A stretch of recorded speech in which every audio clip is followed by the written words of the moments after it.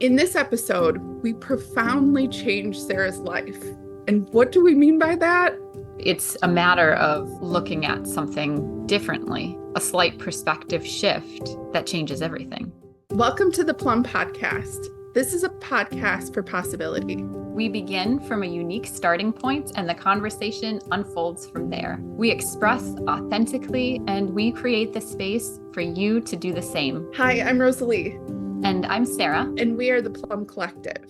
This episode is part 2 of Working with Resistance. In the last episode of the Plumb Podcast, you hear me work with resistance in my writing. Through my conversation with Rosalee after my writing, it became clear that what I was actually resisting is fun. Rosalee called it the fight for the fanciful. In this episode, you'd hear me go more into what that means for me and how that is a key that changes my life. It felt like I was looking at my goal or this thing that I want.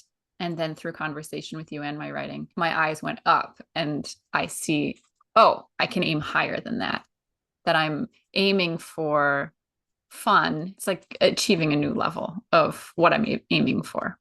Yeah. That perspective shift is gentle. It almost seems like nothing happened, and yet it profoundly is a life-changing experience to see it differently, to aim higher. It's incredible. It gives you more room to grow. You might listen to this and be like, how is that life-changing? I remember being in the energy of our conversation and being like, oh my God, yeah, this is changing my life. And then a bunch of time has now passed. And so to listen back and be like, well, is my life changed? And I think from the outside, probably nobody would notice. But one of the things that comes up in this conversation is it might look exactly the same from the outside, but it feels different on the inside. It's another incremental shift of my life feeling different on the inside. And each little shift is life-changing, life-giving. And it might not look like that from the outside. And it might. People might notice. They might be like, are you well rested? Did you go on vacation? You have a pep in your step?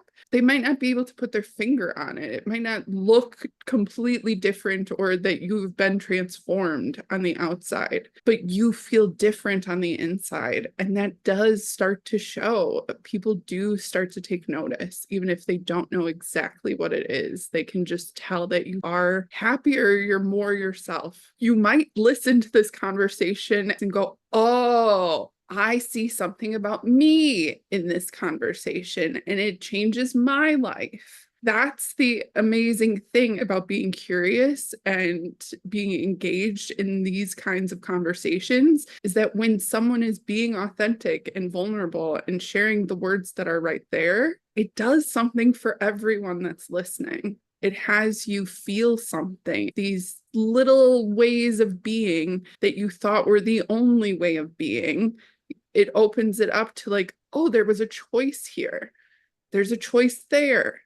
Oh, I could look at this differently and I could feel differently about it. That's huge. If you are interested in this episode changing your life, here are some things to listen for. Listen as if you're playing a scavenger hunt with yourself. Notice when these things come up in our conversation and really take a moment to check in with yourself. Feel what you're feeling. Make note of any questions or memories or thoughts that come up, even if they seem unrelated, especially if they seem unrelated. Don't swat them away or swallow them down. Allow them to come into the light. Take a look at them. Be curious about them. Oh, it's making me emotional because it really can change your life, but it requires your participation. It requires more of you to listen differently, to be engaged in your life and engaged in your listening. These things are things that you can listen for as you engage with this episode, and they're things that you can take with you as you come away from this episode. They're little nuggets, they're little treasures, they're little things that you can put in your pocket and carry with you and think about, dream about, wonder about, start conversations in your life using these as prompts, as things that you're curious about. Here is a list of things to listen for. Annoyance is a form of anger. Does my resistance create the friction?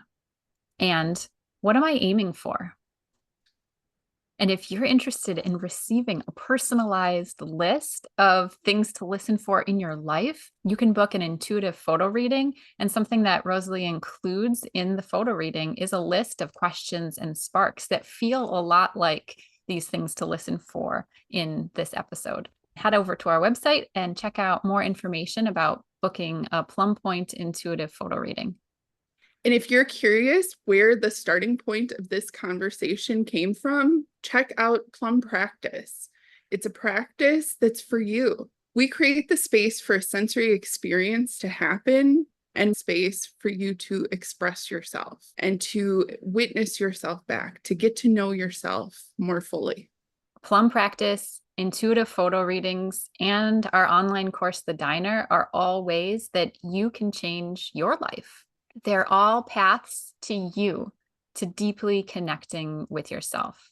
I'm really excited to share this writing and conversation because the writing that I share in this session is one of my favorite writings that's come out of Plum Practice for me. A lot of self-discovery happened for me in the writing, and then the conversation just took it to another level. So I'm really excited to share it with you, and here it is.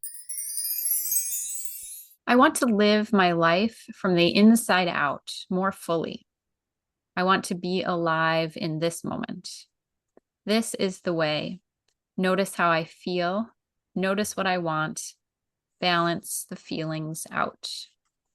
Put your anger here, down to the right, not in front of you, off to the side. Cover it up with grass and leaves. It'll compost, transform into something else. But wait, the grass and leaves are dry. They are smoldering. It's not a full-on fire, more like glowing coals. Do I want that there? Do I know it's there? The past few days, I've been writing a list of all the things I do in a day, taking inventory of my day. This is an actionable step from Rosalee that I'm finally actually engaging with. I'm writing the list. It feels like a reverse to-do, but I'm adding in how I felt while doing. I notice how often I record that I feel a bit annoyed. Annoyance is a form of anger. It smolders rather than rages. There's nothing wrong with feeling annoyed, but do I want that to be the experience of my life? On my grave, I could write, here lies, this is funny to me, here lies Sarah. She was annoyed. No, I don't want that. I'd rather it says, this is where Sarah rests as she lived, in peace. I want to live in peace, yet annoyances do come up. Rather than shove them down and to the right, what if I brought it into the light? Ask it a question. Why do you annoy me?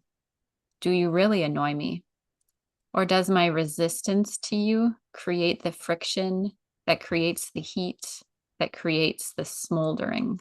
Keep it out in the air instead and see what happens. I want to live my life from the inside out more fully. I want to be alive in this moment. This is the way. Notice how I feel. Notice what I want. Balance the feelings out. I loved it. I think it is so great. It's written beautifully. It also has that cinematic quality to it, but this writing felt more zoomed out to me. It felt positionally like you were seeing more of yourself. I'm proud of you. I'm inspired by you. I'm excited about it. I think that the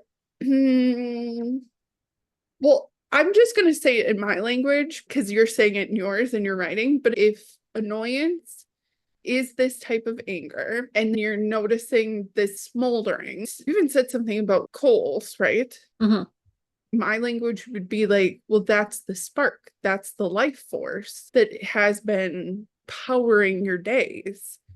I'm saying it definitively, but I don't know that it's necessarily this definitive. But what if we considered that? What if this was true?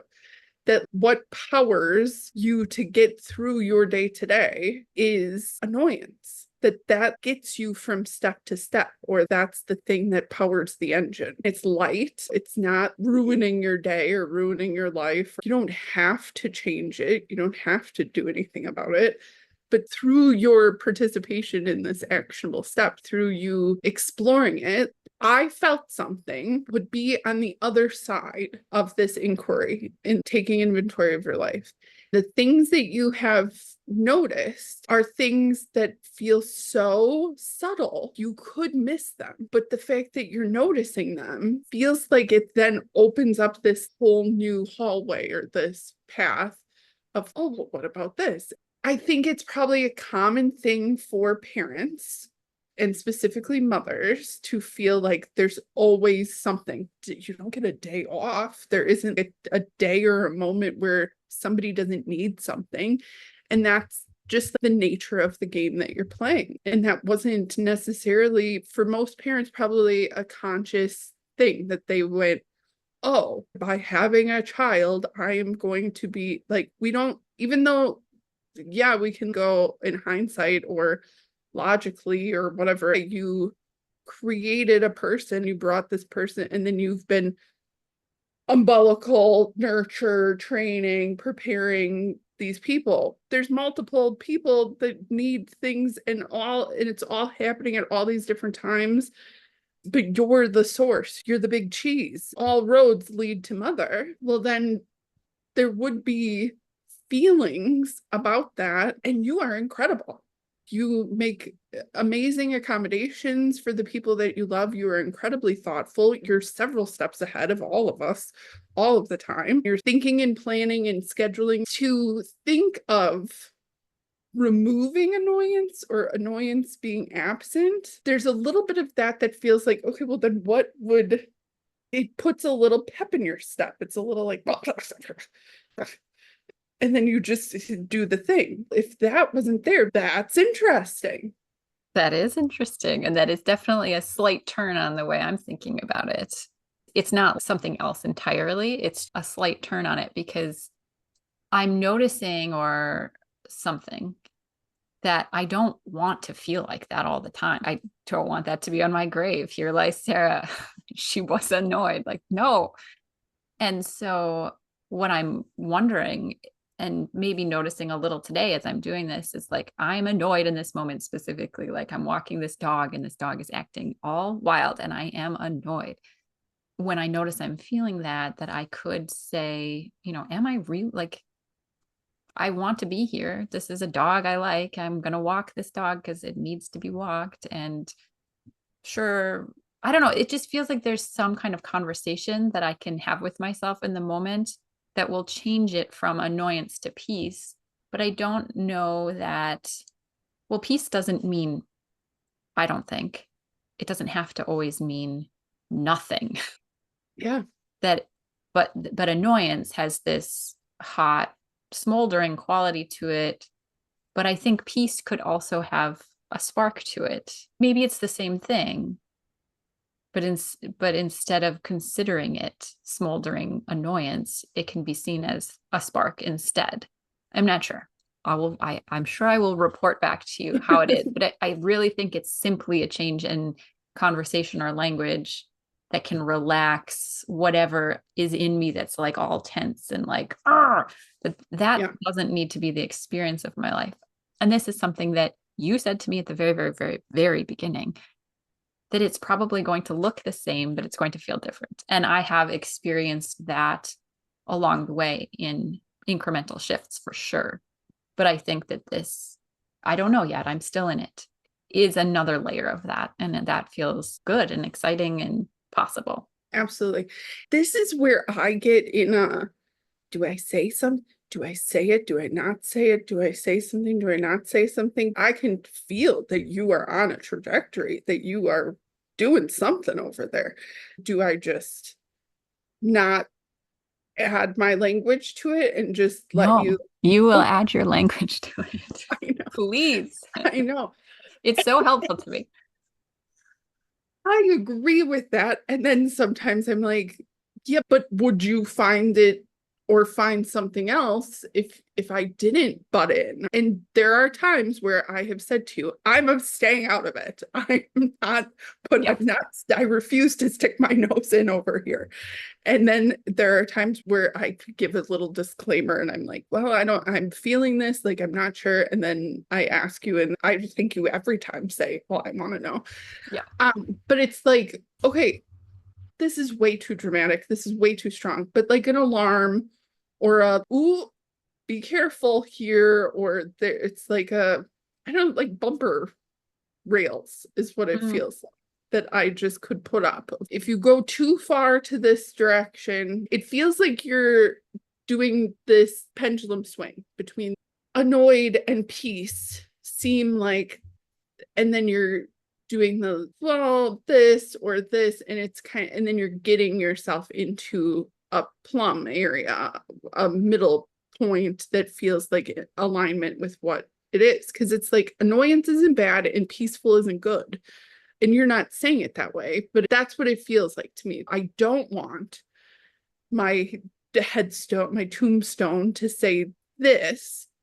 And I do want it to say this. That feels very definitive. And I mean, that's like on my tombstone, what is it going to say? How will I be remembered? Or this thing. When I hear you say, so I'm glad you said all the things you said about peaceful, because it's like, because you said something like, well, that's not nothing. When you say words like peace and still or quiet or neutral, I'm reminding myself that your definition of what neutral is or what peaceful is maybe not my definition of it or Merriam-Webster's definition of it. So I guess my bumper rail or alarm bell would just be for you to really get clear for yourself of what is your definition of annoying, what is your definition of peace. Neutral and peace, are you describing the same feeling but using those words to describe something that is like, I don't know, an enlightened state or like some ideal where you would like your energy to reside? Yeah. In this category, and what the alarm is or what the warning is just like that it's not dead. It's not Right. that there's life to it. You claiming the spark of what those words mean. Yeah. I hear you, and I am glad you said it, because as you were talking, what is present for me is that annoyance feels like all the spikes are raised, the hackles are up, the quills are out, and peace feels like those things are down. It's relaxed, it's at ease, but at ease even if you're in motion or things are still happening. It also has the floating heart feeling to it of being anchored to the floor of the lake, even when the waves are rocking, that there is a stability and a groundedness in connection to self. It's an ongoing inquiry and is still unfolding, but I definitely don't want it to be dead and flat and stoic, or there's nothing there. That I see that could be a possibility of interpretation, and that I think what I mean is hackles down. Yeah, we don't have to include this, but I want to say this to you.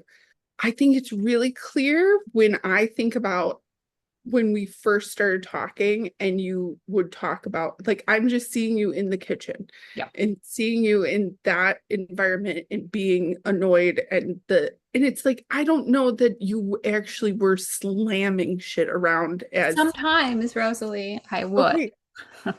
But like that to me feels like a visual, a sensory experience, a snapshot, a live photo moment in time of annoyed, heckles up, quills out, that maybe in those moments, how the environment was reading your energy would be like what you wouldn't want to have written on your tombstone.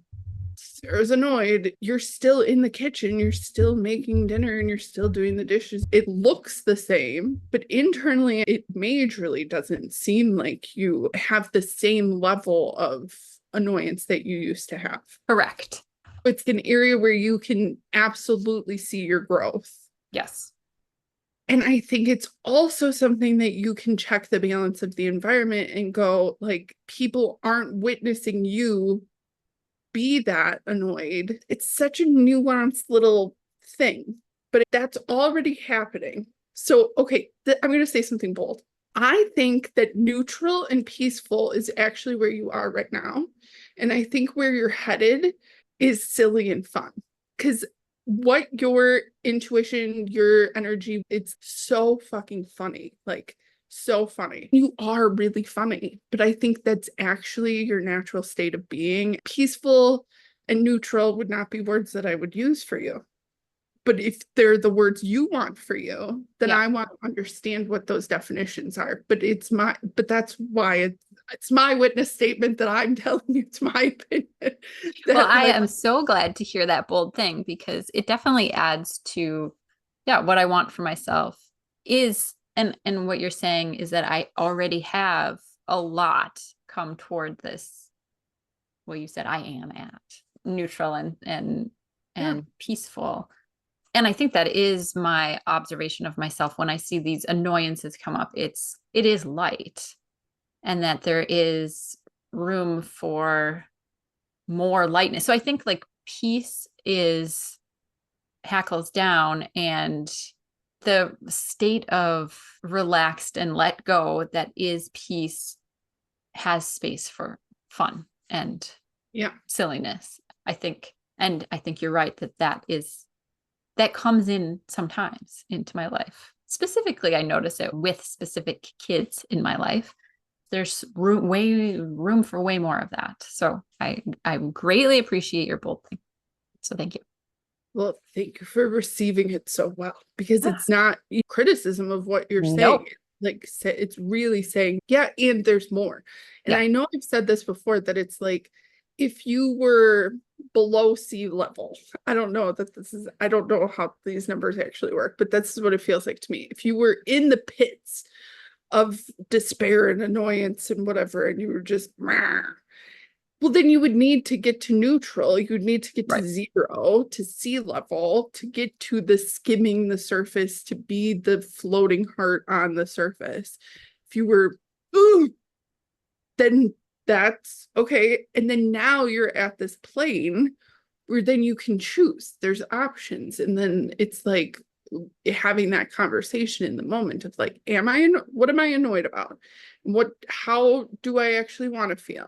And maybe peace, neutral is the new default. That's where we're aiming. And then from there, we can choose.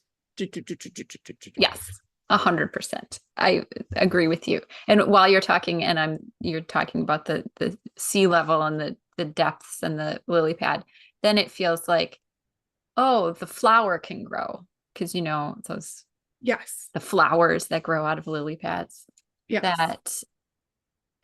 And there's something, I don't know that I can even put this into language, but there's something in the word peace that I was already feeling and hearing and seeing as like Swiss cheese. So like holes are in the lily pad, and then stuff can come up through those holes that is the something more. But in a moment of annoyance, the first step is to find the neutrality, and then something more can come.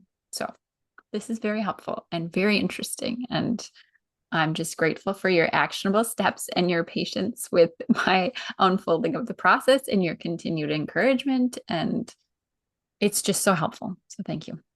Oh, you're welcome. I love you so much. And it's amazing to witness you. And it's like, you're still making dinner and doing dishes. That hasn't changed. And I understand why at the beginning it's like, well, it's not going to, I'm still going to have to do it. So why does it matter? And blah, blah, blah, blah, blah, blah, blah, blah. Like, I understand it. And the curiosity that you've had about it, the willingness to be like, okay, well, I'll give it a shot. I don't know. It's like you have incrementally worked yourself to a place where you can now it feels different. Now it feels like you're not just like curious because you're like curious, but you don't like skeptical. Like you had which is a healthy dose of skepticism is great. I don't want you to just believe what I'm saying to you ever. But the fact that now you have enough of your own embodied evidence under your belt, it feels like something is different, that there's a different inquiry in it. I think you've been aiming towards this neutral spot. And then if I'm hearing you still aim for that, and I'm like, Dal, you're right there. Now you got to aim for something else so that there's. Yeah. And I really love because I think when I started getting really interested in the still point, and you're like,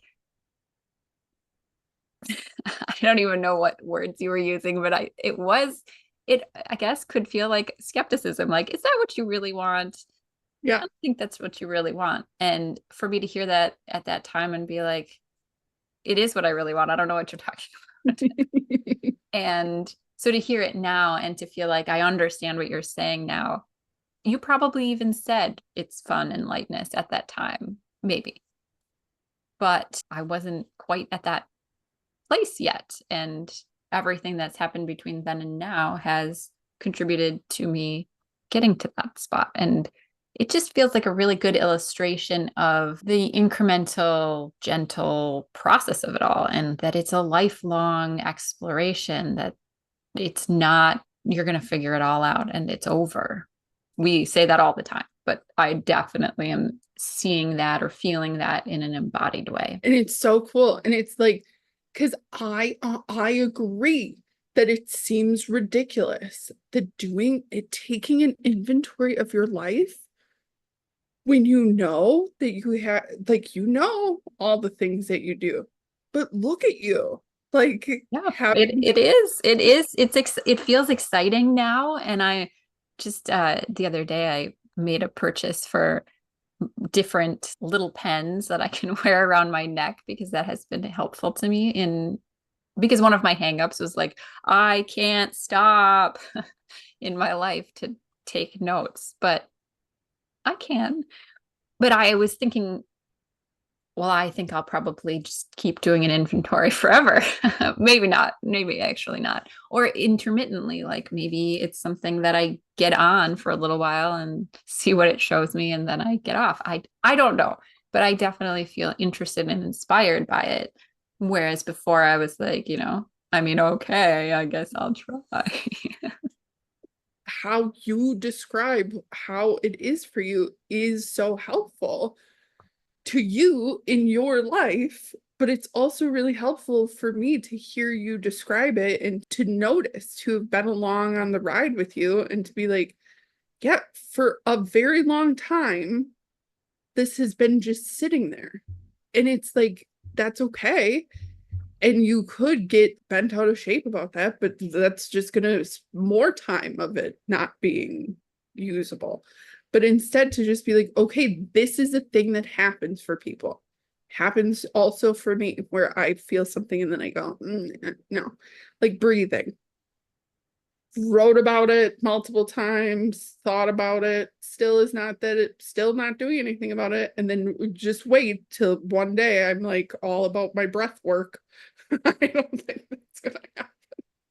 But that I still have an attitude about it. So I am resisting this thing that I have felt would be an action I could take.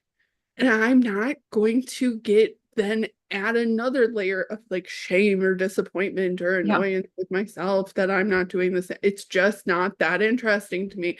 And then And it's so then maybe it's just not time. And so yeah, I think my relationship with this inventory list is, yes, you suggested it a super long time ago. It came up at various points. I wasn't interested, I think, because it wasn't that time. And all of the things that I have explored in the interim have added up to make this the experience that I'm having. If I had engaged with it a long time ago, the experience would be different. That's not wrong or bad. It's just different.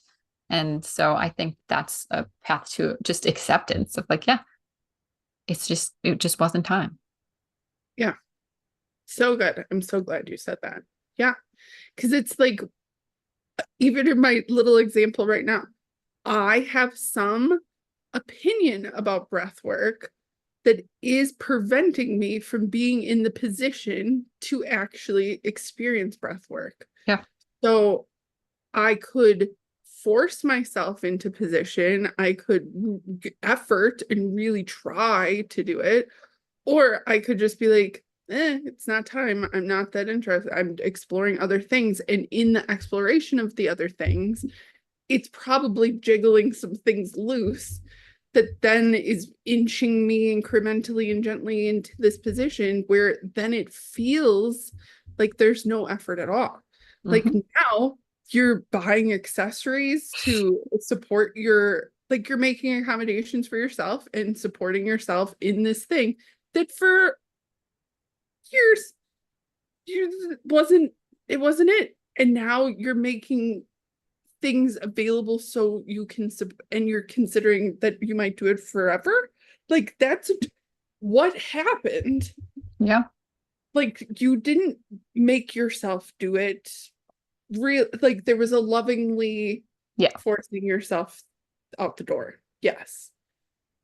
But then even that wasn't it. That's the part that's like, I mean, the whole thing's fascinating to me, but it's really going, I'm sniffing you out. I'm looking for what happened and when it turned and Yeah.